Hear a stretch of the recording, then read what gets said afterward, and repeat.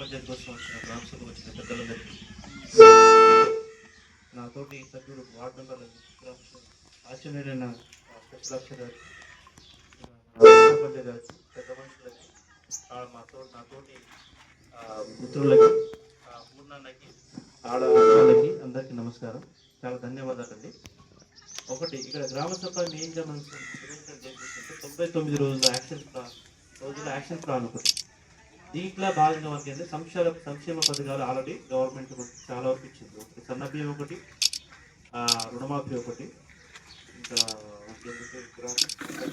ఇతర బయలు ఒకటి, మహాలక్ష్మి పథకం, ఇంకా ఉచిత బస్సు ప్రయాణం, గృహజ్యోతి 200 యూనిట్లు, కరెంటు. అంతకుముందు ఏంటంటే మనం కరెంటు బిల్ మనం పే చేయాలి, 0 వస్తుంది, మీకంతా తెలుసుంటారు.